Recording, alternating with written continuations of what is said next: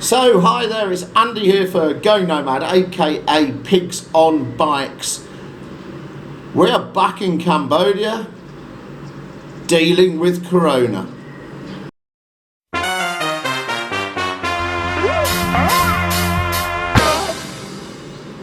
So, wow, yeah, I mean, it's been a long while.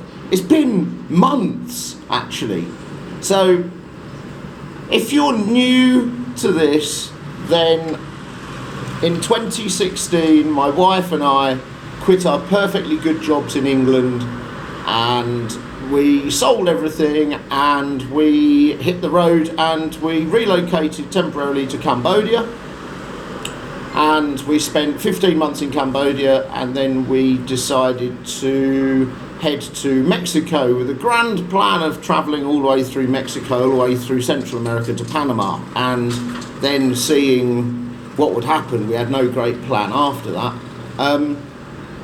Things didn't work out quite like that. We had a little bit of a family crisis halfway through Mexico, and we had to return to the UK for about a year just to make sure everybody in the family was okay, and now they all are as good as can be expected. So after a year we then decided to go to Central America and carry on our journey through Central America, and we completed that in 5 months, and then we returned briefly for 2 weeks to the UK, and now we've been in Cambodia since September and it's now March. So why haven't I done anything about Cambodia? The real answer for that is because it's just been insanely busy. We've been amazingly busy, and the kind of go nomad thing has took a bit of a back foot. And now is a perfect time, for various reasons, perfect time for me to rejuvenate Going Nomad, aka Pigs on Bikes, because we're back in Cambodia and that's what a lot of people like to hear about. So, what's happened? So we ended up arriving in Cambodia, and within 2 weeks I had to I had a job lined up. I'd arranged a contract with my old school back here in Cambodia, teaching English full time. And from arriving in Cambodia, I had 2 weeks to sort out somewhere to live, sort out all of the necessities that we need for living in the house, you know, just stupid things like buying a couple of plates, buying some knives and forks, and all the stuff that we don't carry with us whilst we're travelling, but we like to have if we are going to be living, which actually isn't very much, to be fair. I'll get more onto that in a different video. I think it's a good topic for that. But straight back into work, working for 50 hours a week, teaching, earning quite good money actually, and I did that for months, and hence not enough real time to edit the 16.5 gigs of video that we've got from Central America, and also not enough time really to produce anything new of any quality or standard, or I didn't even really know what to talk about because all I was doing really was working and not really doing a great deal. So it wasn't really anything exciting to talk about. So we are where we're at now, which is a different place. Okay, so about 2 months ago, I quit the school job because it was just too many hours, and I wasn't having a life outside of work, and if I wanted to have that kind of life, that's what we quit in 2016 originally for. You know, in 2016 we quit because all we were doing was kind of working and looking forward to our 3 or 4 weeks holiday a year and kind of wishing life away. And you only get one life and you can't really wish it away like that. It's just such a waste of a life, isn't it? So I found myself in a similar position here where I was working a lot of hours, and I thought, no, if I want to do this, I can go back to England, and actually I can earn a lot more money back in England, selling the skills and experience that I've got in geo-environmental engineering and project management. So yeah, quit the teaching job because I figured that I wasn't actually having enough of a work-life balance. And I loved teaching, I really did. I thought it was excellent, but there has to come a point where it's not the only thing in your life.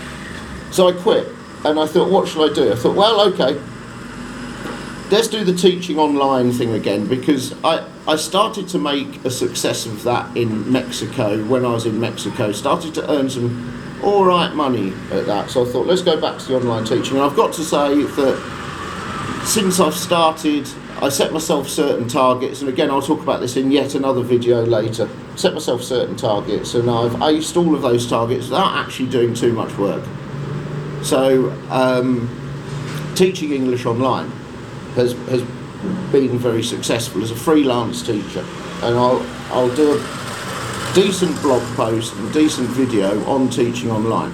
So new things with Going Nomad. Okay, so the newest thing is the revamp of the website. I did have a little website running earlier, but it kind of didn't work very well with the YouTube channel. So now I've revamped it a bit, and what I've done is I've created it so for every video that I put on YouTube, I put a blog post on the website that's got more information. So basically everything that I forget to tell you on this video and on other videos, then I will add on to the blog post. So if you're watching this, look for the corresponding blog post on www.goingnomad123.com, and you'll find loads more info on there on teaching online and moving to Cambodia and everything like that.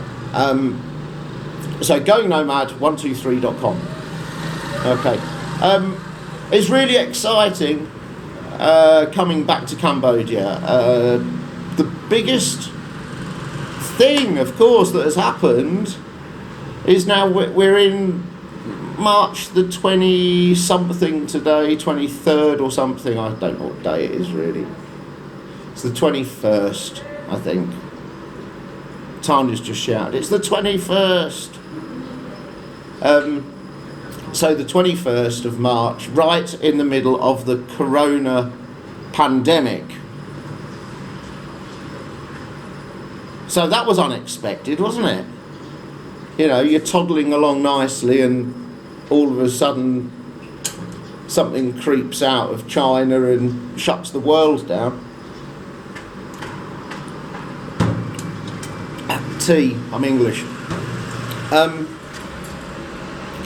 Yeah, so we're sitting here in Cambodia. Fortunately, Tanya and I both work online, and at the moment we have enough work going on to financially sustain us with things being as they are at the moment. Now, luckily here in Cambodia, people who have resisted the urge to panic buy toilet roll, because we all use the bum gun, and people don't know what toilet roll's for over here because we all do the nicer thing of using water. So not panic buying toilet roll. They don't really eat a lot of pastas. There's still loads of pasta on the shelves. The only thing that there isn't many tourists here, and also everybody's kind of staying indoors. As of the 21st of March, the government have closed the schools about 2 weeks ago, and a lot of the bars and the restaurants are closed as well. And the town's very quiet. You know, we live in Siem Reap. We usually have 5 to 6 million tourists come through Siem Reap every year, and March is the last month of the high season, so it's traditionally quite busy and there's nobody about. So today things are very good. How long they're going to stay very good for, I don't know, but you'll no doubt see various updates from various people about Cambodia and corona, and as indeed the whole world and corona. It's going to have a massive impact, I think, and I don't think anything's going to be straight for probably a couple of years after this. Let's cross those bridges when we come to them. So what else about Cambodia? Well, things have changed a little bit in Cambodia with regards to the visa requirements and the need for a work permit and the immigration laws and things like that, but not massively. And again, I'll cover these in a future post and future video if they prove to be the most important thing to talk about, which I suspect they probably won't be for a while with Corona. Also, remember that I do have a load of footage from Central America still to edit, so I'm going to slowly make my way through that, since we're confined to barracks here right in the middle of Siem Reap. So you're going to get some Central America catch-ups, and you're going to get some more weekly Going Nomad videos and blog posts as well. So there we go. Yeah, caught up with, hang on, let me pause this. Yes, that's what I was going to say. Yes, I caught up recently with Jeremy and Claire from For Real, who are another YouTubers and Facebookers living here in Siem Reap, and we've become fairly good friends with them. They're a cracking couple of people, and also had the privilege and honour of meeting Dave from Dave Does Cambodia the other night on his going live show for 1,000 subscribers. So big shout out to Dave, well done on the 1,000 subscribers, and to Jeremy and Claire for Real. So you're all very lucky at the moment, because you've got 3 YouTubers running out of Siem Reap, which I think has got to be a record. The other 2 guys the other 2 crews have been doing sterling work in the last few months, and for Dave the last couple of years now, I believe, in bringing you real, down-to-earth, real-life stuff about the actual truths of living in Siem Reap. So, well done, guys. If you haven't checked out either of their channels yet, then please look at the links below, and I'll put the links to their channels in the comments. So what are the plans? Well, the plan is at the moment to ride out coronavirus here in Cambodia, because at the moment it's a better place for us to be. If we go back to the UK, it will cost us a fortune to fly back to the UK. We'll have to do 2 weeks quarantine, and whilst we earn good money working online, the cost of living is much more expensive in the UK. We don't actually have anywhere to live in the UK, because both of our properties are rented out. So it would be deeply unfair for us to go back to the UK and evict the families that are living in those properties. And also it would cost us more money than what it is living here. Now, I don't know how it's going to work out in Cambodia. Don't know if we're going to have a really hard time, or whether it's actually going to blow over quite quickly, or what. We've got very few cases in Cambodia, but then we have very few people tested here. So yeah, the future's uncertain, and the end is always near. I believe that's a line from the Doors, isn't it? That shows how old I am. Old age, yeah, by the way, old age has led me to needing spectacles now. So before I looked like this. In case you didn't recognise me, I looked kind of like this. Now I don't. Now I look like an idiot and have to wear these big cheap glasses. But hey ho, things happen. Yeah, what else to say? What else is there to say? We're going to ride out coronavirus here for the time being, see what happens.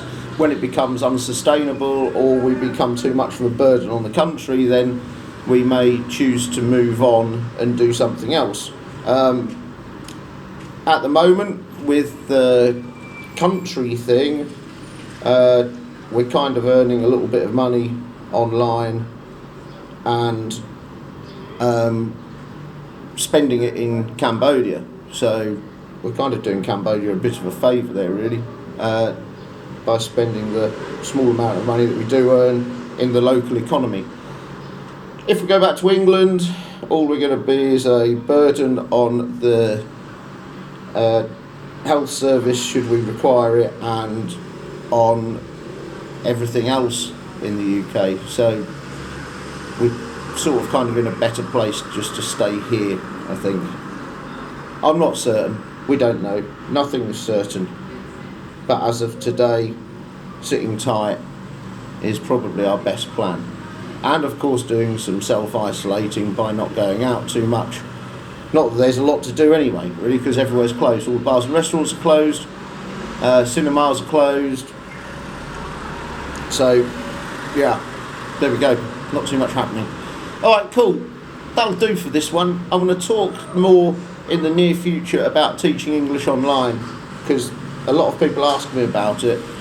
And of course, with the corona lockdown in force across pretty much the whole of the world, or if it's not already locked down, it soon will be, the demand for it is huge, and they're actually crying out for online teachers. So I'll shortly do a post about teaching online and put that out there, and that might be my next one, or it might not be. Just depends on what happens, doesn't it? Cool. Alright then, take care and stay safe out there. Don't forget to check out www.goingnomad123.com. You can email me at goingnomad123@gmail.com, and also look at the Facebook page, Going Nomad, aka Pigs on Bikes Facebook page. And the most important thing is to stay safe out there. It's a coronavirus nightmare.